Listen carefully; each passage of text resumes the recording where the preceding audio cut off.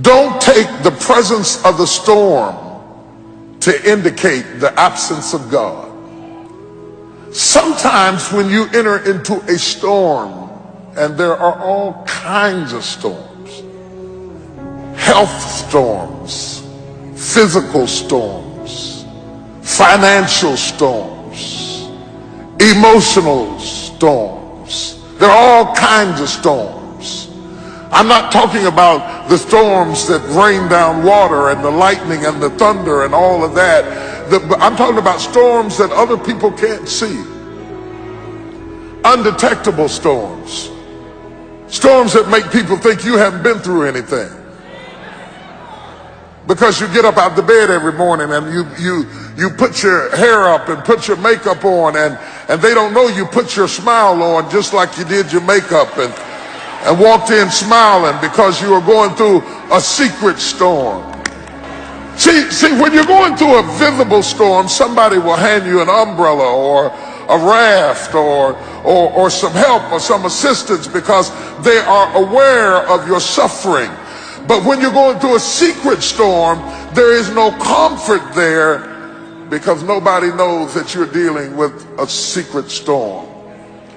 They're jealous of the car you're driving, not knowing that it's 2 payments behind. They're envious of the position that you were promoted to, not knowing that now that you're promoted into that position, you can't even rest at night. You can't even sleep at night. You've got so much pressure and so much responsibility on you. And all of a sudden you're in a storm and nobody even knows it. And when we get in a storm, we have a tendency to wonder, where is God? Job said, I looked for him. He was there a minute ago, but now I can't find him. I looked on the right side and I couldn't find him. I looked on the left side and I perceived him not. Where is God in the storm? Because we buy into this notion that if God was with us, we would have no storm. That if God were really with us, we would be happy.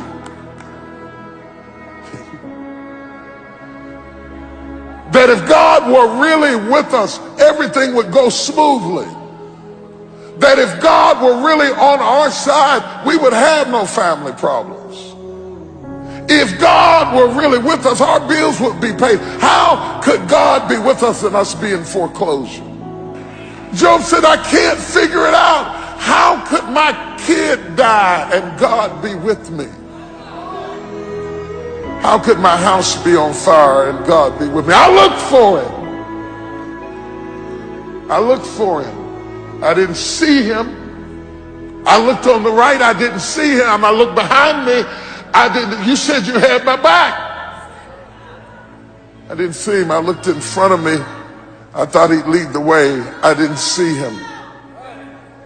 But you cannot see in a storm. That's why he told you to walk by faith and not by sight. You cannot see in a storm. Don't look for God to be sensual in your storm. He will not appeal to your senses. Your senses add to your comfort. God will not make you comfortable in your storm. But just because you are in the presence of a storm, the storm does not negate the presence of God, nor does it indicate the absence of God.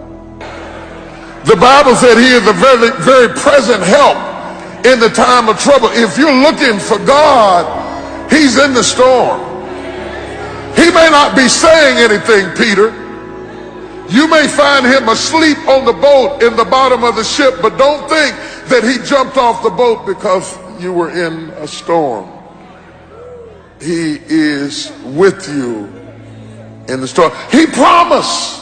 Whenever God promises you something, he says, you may not have it in your sensual realm right now, but I promise you. He said, he promised me, when you pass through the water, I'll be with you. He wouldn't have said that if his presence was apparent, because you never promised the obvious.